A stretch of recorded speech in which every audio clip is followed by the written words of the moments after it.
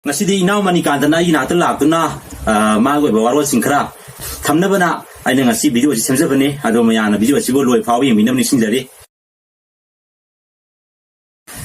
aha madam mani kanta ri kai lamdo obirabno amadi huji kari sinpam pai bage adi tungi emin live kari no haido haitang mayam da habiyo ahambada mayam hingiriba video khadima kusu mani kanta mutum nei kai khuna wasari masije akhoi da fadina gi yumda lakpase yamna nungai phawe adi ai tribal san tawjarba ai nungai phawa je aina tribal san tawjarba ai survey lakpone ba survey lakka using du hingam me ai dare using hingam da ai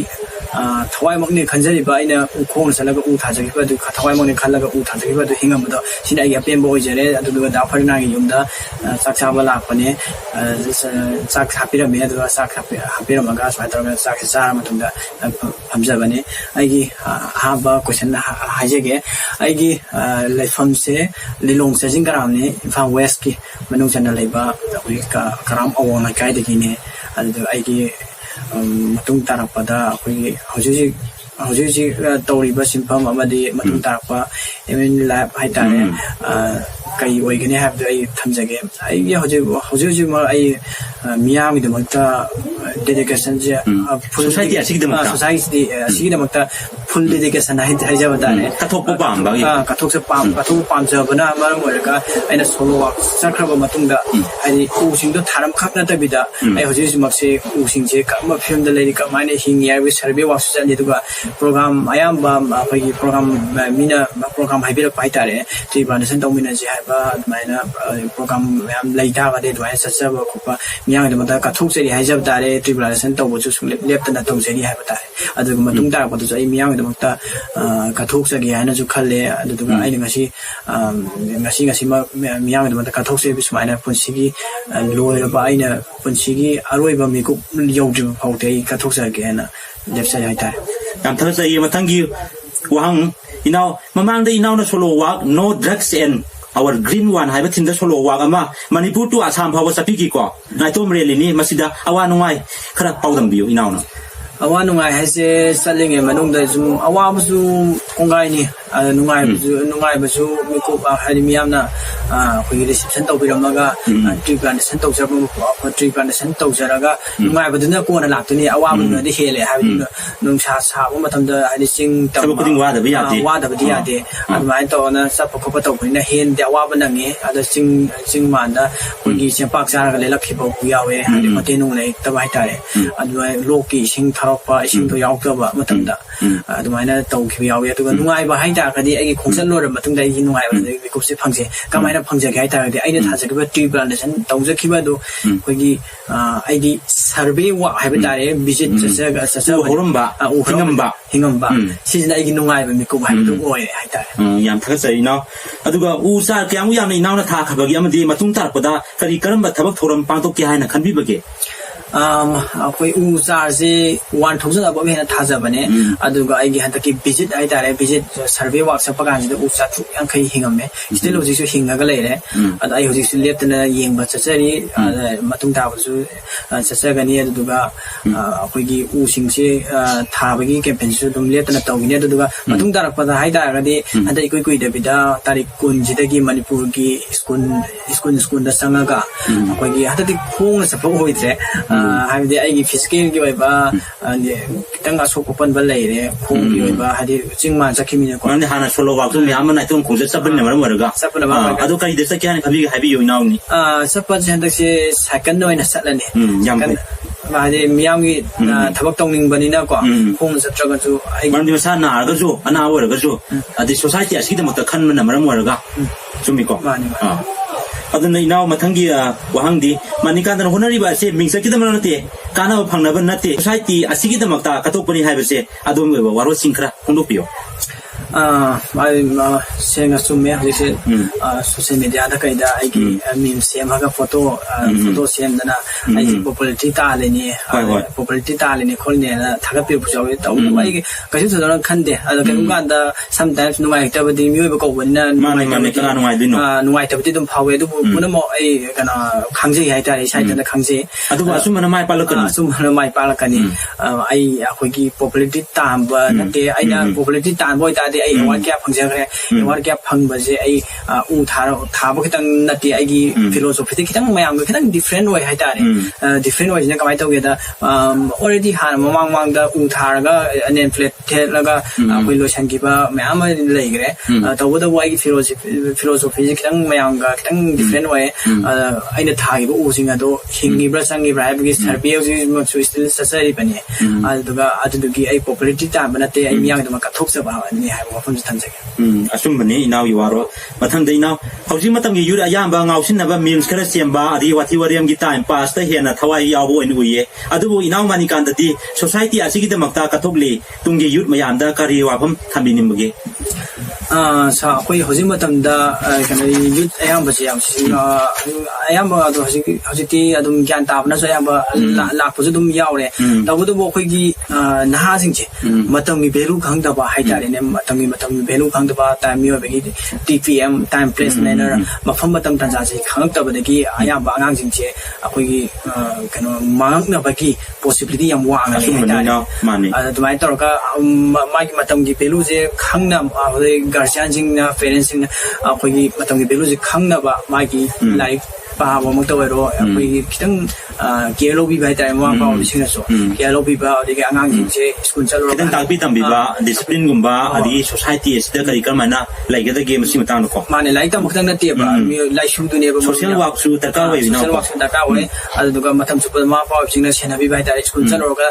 नंग homework तोरिब्रा अदिगे नंग कई तोरि खोले हाबगे सेनाबीबा मा पाव सिंगना हाइतारे अदुमा हाइदि phone पाइबा हजि मतम सिदि निसा चाबा ngata ngoksan बोइद्रेबा phone पाइबा game सानाबा नु केयाजे सिजु ngoksan बा मखल मनेबा सिजु लाइना मखल मनेबा निसा मखल मनेबा अदु ममा पाव सिंगना सु खितंग सेनाबी निगे अदुगा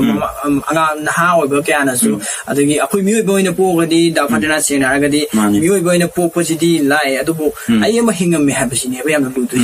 ad ayema hingam me habasi medical gi line da sak pa oiro adagi atopa social gi oiro atopa line me am lai gare sida sak pa oida jo mana kai thamok da chumna dam da gadi magi phida ma yam sauna lai tu ne ba ayema hingam me habasi kaina da kani thabok tu na tak tu ne ba ngasi sima hijamira board गावदेगी बेटेक industry ngasi makchi muksu hingina tra asmana afaba thabok toromo afaba khongthang da chalani ne wafum thamse aduga inaw manika dana sintha pangthok saruba kaya bu khangbi boina award kaya phangkhrabage phangkhiba lairagadi karam karma award phangkhrabage haibiyo award se ayamba dum nipama pan tara mu tumai phange ado kharam khai yam sangani kharam khai dum panjarage yamna phangre ko yam phangre ado kharam khai pallabada akhoi manipur mitai nongsa titan phangjakhre aduga akhoi like minded group na biba akhoi appreciation certificate phangjakhre aduga kanoki nahan je akhoi kui david haitare green warrior title phangjakhre ayambana di hoji mapan tara tama thoibo dai sui haitare ado hayeng je kui david tang trauma sida kano award ama su phangani hena yam pai ado yam si inaw na toruba afa sin tha do ado khami boina ne ba award phangi je sumbra aduna matung du yam na phangba award oisnu inaw ko ado congratulations hajarina aduga afa thabak to bada miyam na pongning thogan nai adubu ayat apan piba negative ki wakhal sian ba mi su adum yaw do nate ko makoi da kari wafam thamining bage negative mindset sian ba jing je kai hani akhoi adu inaw da yaw ngani yaw do nate adubu matam supada haidi suggestion oina to bi haitare ne negative energy matam supada always matam supada dum laibna ne ba ada afaba wa sindo budi kan lu dawri mai sindo budi kan lu di lu ba ne adubu aiju mipung ko perfect oi banga moi to wadabu mi akhoi gi manipur khadana ti ba si sengna ha ga atopa state sing ta yam tawgale negative mindset yam na sengale ada kai ma thabak kha taw ga da social media da yon gi sana bi je sengna tawani ado aimon da ju thengna na thengna da bane se ai gi ka mai thong je cartoon picture ga ti hapaga thangala pa thengna re aduga ai je ma awai khum tong no bagi thoina kana basu leite ado aine thabak tu no otke na khale aine award phanga ga ma na hai nang award tu gini nang sale je hai thabam do de result adum lei ta bani mani mani negative poiro positive poiro adumai khantu ga ignore tawe hai tare ana moina phataba na haraga su aina phabrom da oina aina thabok moina bulle na hai tare afaba wakhan khamina si afaba khunai mo hemina si aina ngasi chale si afaba khunai male mama o haina mi da makta adong adong gisu saru yauri bani u ta ma hai se do hill area sta umang loina ko le imphal area amadi bele area da uwa taya thari aduga hena thana bi honari hill areas ki tribal singda awareness oina ahum khara thambiramu hill area gi singmi sinau singda ai khongchat ta ju akogi awareness program yam tawja khre awareness program tawja khre sena akogi singmi gi sinau singna su adum mi khana dum kana tawbuni ta pura moi u thai kan taw ko pa kan ta leite mahan ko pa mi khana phatraga sing ko khana mani singa akogi kan manghal le mai tawbuni di now ya patta mana mayam bu sindan ba sineba adai taraga akogi kanada singda langmai thabagi apamba je singda lai haningde singda alternative means sama government da ora ma da ora adi moju singi jaga da singda wadi wai sing ha gadi awa adugi kaiguma thabam ta ukta gadi adugi solution adugi amadi dum lai gani dana adu alternative means sama yingbiraga wa thare singa si kamina si ha wa fam si singmi sinau singda manikan tamutumna haijari request of jeri adu inaw na awa na gi mateng pang kheba gum lei bra lai gadi khra haibiu thambiu ai direct kano de haije ro ge awa na gi mateng da ai atuki mateng pang ai to taw da boy social media da thagap gi trend ji ba de ai ngon tang pamja da bai tare adum si da thagap je phai pharaga ni thagat ga di naw kana da di pang de do khang ro ji ko adu gi adu masi gi thagat ba si jo ai side gi asmai thagat laga mayam ju khangan ba pa me na khanjai inaw gi side gi haibiu hoi yam phai adu ai ngoda khang pamja ro da ba hai gadra adu thagat laga mi uraga bodi dum mating pang pagi sana biji mandi dum lai di ne ada ai gi sate gi tang pam ja da ba hai tare ne ada bai taw adu ya losla ko dai naw aroi ba wang oi na tung gi youth atai miyam da loksin ba ya ba adaga wafam ko phongdok tuna drug thingba madi environment mangsilak ba se mataw karamna kamin si gi haina phongdok piyo youth aya ba mangsalak ba se sumai taw ba da phan akoi gi